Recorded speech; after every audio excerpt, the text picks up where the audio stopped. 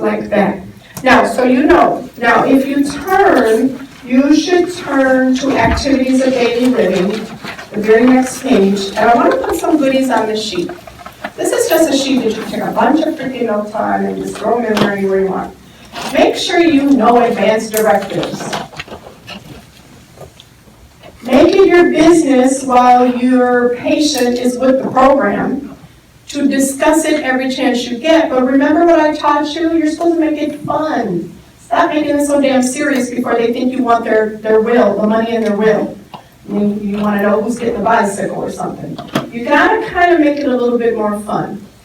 You got to have your patient and their family member there, and they're getting admitted, and once they're all settled in and things are, stable, maybe even the next day or something. Now listen, guys, have you thought about your will, or not your, I don't say will. Have you thought about advanced directives? It's been my experience that most people are not really clear what that is, and that's true. I don't know what the fuck you're talking about. And so you just make a point of saying, as you go through this hospitalization, this one is no big deal. We're going to get your mom together. Everything's going to be pretty good the way it's looking. But you probably should start talking in a real kind of gentle, loving, kind of maybe even a sense of humor way about who you want to make decisions for you. Who is it? Do you have that one kid that you know will always make those decisions the way you want the decisions made?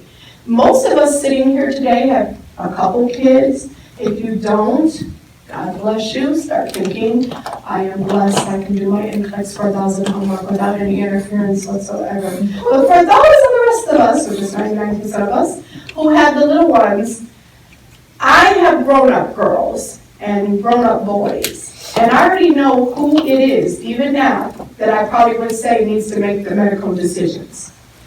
That one is just all about the game, right? She's like, okay, we're going to cross the T, dot the I, read the small print, make sure you don't sign up stupid. That daughter, right? You all have at least one. And then the other one is mommy's little marshmallow. If I'm going to be a crybaby, I call her.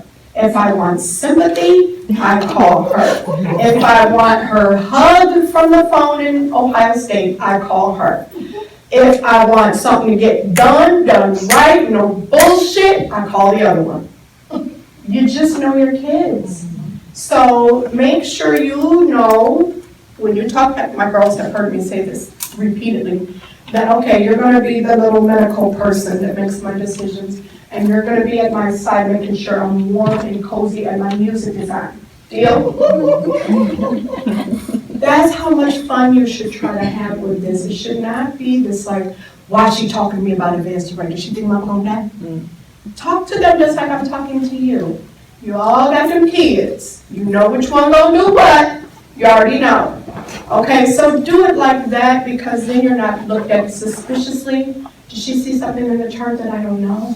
Does she think mama has cancer? No, it's none of that. Just start playing with it a little bit. Be a little bit more loosey-goosey. I don't think we do justice on this topic, because do you have any advanced directives? Who's your medical proxy? What? What does your patient say? No. Almost 90% still say no. That's a problem. We are getting very far with this conversation. We call ourselves passing a law 10 years ago. So why 90% of the people still saying no? Because we didn't get anywhere, okay? So Alzheimer's and activities of daily living, we're on this one, but Alzheimer's patients better have advanced directives. Because if we can catch them in a mild state, they still have rights, right? And they can still make really good decisions in the mild phases. So put that on your little ADL. Make sure your Alzheimer's patient has advanced directives. Because you will catch them at times where they can still make decisions, and they do very well with it. Okay? And by the way, just because you name somebody to be your healthcare proxy does not mean they are until you can't speak anymore. So it's not like they're going to suddenly take over all your shit. No, they only come into play when you can't talk to me anymore. Please remember that. They don't boss you around and tell you what they want. You are who I'm going to listen to. until you can no longer tell me what you want. Okay, because I think people get confused about a medical proxy. They'd be like, she gonna be telling them everything. No, you still gonna tell me everything. Okay, hospice, what do we say about that? Certification with what? How many months? 6 months. 6 months life expectancy. Okay, the most important time to make sure you remember hospice is when the patient can no longer talk or walk. When the patient can no longer talk or walk, and they keep having recurrent complications like pneumonia, falls, bladder infections, pressure injuries, weight loss, muscle wasting.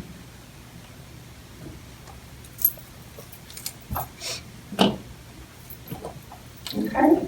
Every elderly patient would benefit from a multivitamin and a liquid supplement like Boost or Ensure as they get older.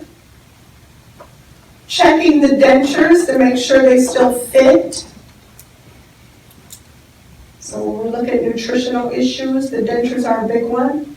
Again, we're dealing with people who got dentures at 50 or 60. They're 90 and they don't fit. Small, frequent meals. Chew food thoroughly.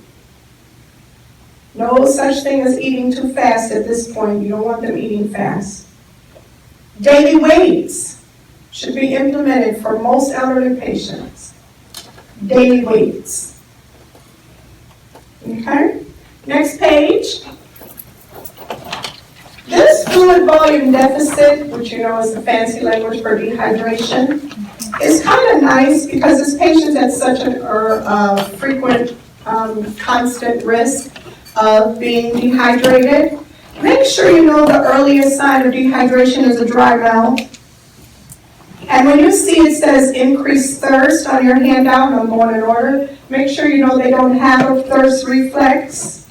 So they have a decreased thirst reflex where it says increased thirst. That's for you and me, but for them, they have a decreased thirst reflex, so they're not going to be that thirsty, yet they need to drink.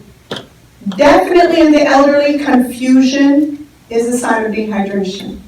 Everybody see that? We're going in order. Oliguria is on your sheet. That makes sense. Where it says decreased weight, how would you know unless you made sure your patient understood daily weights were important? Daily weights. That's why we tell you, get in the habit of teaching daily weights. Asking about a scale, just like we do with new moms and car seats. Where it says dry skin and skin tenting on the right-hand side, remember we check the sternum of our patient for skin turgor, because every part of their skin is thin. So if we check the sternum or the forehead, both you have to know. The sternum or the forehead for skin turgor, you will be checking for tenting, right? Pinch and try to pinch a little bit and see what you got. Cap refill is actually greater than 4 seconds with this patient. What's the quality of the pulse over there where it says heart rate? What's the quality of it? Let me check it. Weak and thready, poor veins for your IV, right? So weak and thready, flat neck veins, all that good stuff. Postural hypotension. You already know that. What's CVP stand for? Central venous pressure. Central venous pressure. Remember, fluid is always a venous issue, not arterial. It's always a venous issue. Look at the box. You already know those labs are important. You know those labs are important. So you see where it says increased urine-specific gravity, put your dark urine. Where it says increased RBCs and hematocrit and hemoglobin, wouldn't you agree that the blood is thick? Thick blood has what? Osmolarity. So increase OSM. Increase OSM, osmolarity, greater than 300. Increase osmolarity. OSM greater than 300. Cool. Okay, turn the page. Not a whole lot on this page other than remembering that under hot flashes, I want you to remember they may interfere with sleep or menopause. And because they interfere with sleep, patient may be moody, have a little bit more anxiety. Under atrophy of vagina, just put dyspareunia. Here we go. And Lord only knows if I'm spelling this right, so screw you guys, right? Better look it up. Dyspareunia, I kind of joke with you, and we call it a dry, pruny coochie. Lord help you. So put that under atrophy of vagina. Dry, pruny coochie, vaginal dryness, water-soluble lubricant. Okay, so you see that. Osteoporosis, make sure you know, is actually pretty rare in the African American. And you don't get this, you don't always get your doctor that's familiar with culture. So we still have a lot of doctors writing for osteoporosis medications in the African American female, and it just is ridiculous, okay? So Asian and Caucasian are higher risk. The African American is at risk if they're on prolonged steroid use. Just remember that steroid use will decrease your bone density. But typically Caucasian and Asian patients are at higher risk. Teeny tiny, skinny, mini little ladies, right? That's why we said in elderly patients, we prefer you to be a BMI greater than 25. We don't want your ass up at 40, but we want you to have a little bit more weight on your carriage, on your body. We don't want you to be less than 25. We want you to have a little bit more weight on you. Okay, it's actually a good thing. To all us fluffy people feeling good about our sickos. Yeah, I'm keeping waters. Stomach. Our fluffy's good. All right, I'm not 60 yet, I guess not. But coronary artery disease. This is a very high risk for a heart attack in a female. Once they hit menopause, they're at very high risk for a heart attack. They, on average, are going to gain 15 pounds in menopause. And it's all going to be around their midsection. Sucks to be us. Okay, so midlife weight gain on average is 15 pounds. Estrogen is gone down, and that's what used to decide where your weight went. It used to go to your boobs, now your boobs are on your kneecaps. And you dropped all that nice dense boobs to your knees, and you're done. That's all it is, y'all, that's simple.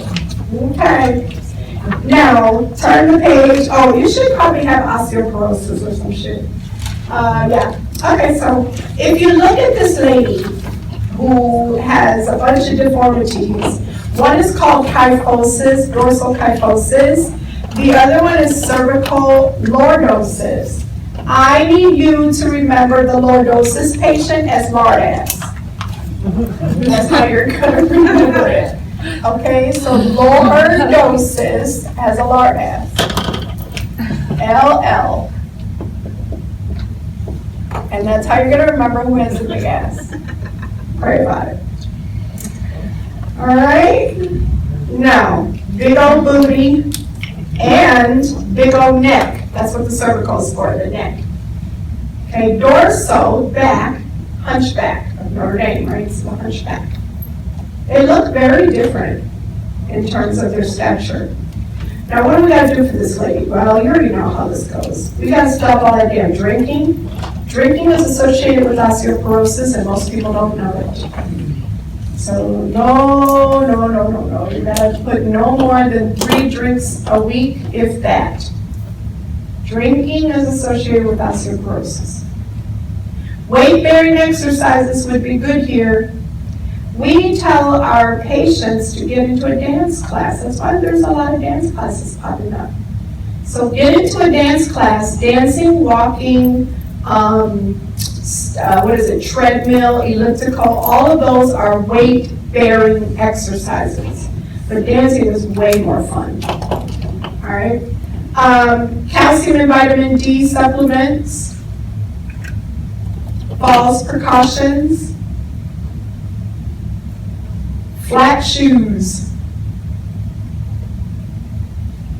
Keep in mind, it says this on the page already, just highlight it. If you highlight over on the right-hand side, hip fractures and CHELLYS fractures. The CHELLYS is your wrist. That's dual wrist fracture, so both your wrists are broken with this osteoporosis. The other side says slender female Caucasian. You need to put Asian right by that word. Slender female Caucasian, add Asian. Look how it says alcohol, y'all. Alcohol users is higher risk than smoking. And then remember the steroids. And then I need you to put Depo-Provera, add a medication. Depo-Provera. So you can't use that more than a few years. It's a great birth control, but you don't want to be on it forever if you're at risk for osteoporosis. And then remember also to put Dilantin. And what I tell you about Dilantin and Depo for osteoporosis, she loves the D, right? So for Dilantin decreases vitamin D. D for Depo, D for Dilantin, for decreasing vitamin D or calcium or bone density. D for decreased density. All right, y'all, DEXA. D is also for DEXA. She loves the D. So if you turn, you'll see a DEXA scan. Bone densitometry, DEXA scan, vitamin D, Dilantin, Depo. She loves the D. Now, remember to put on here, the only thing you need to put on here is that this screening is done at 65. That's all you need to know about that, except I want you to go down to the bottom on the T-score. Highlight the word T-score at the very, very, very bottom. T, tiny sign in a square. And then highlight the very last word, which says less than -2.5 standard deviations. Everybody see that? Yes. Okay, that's important.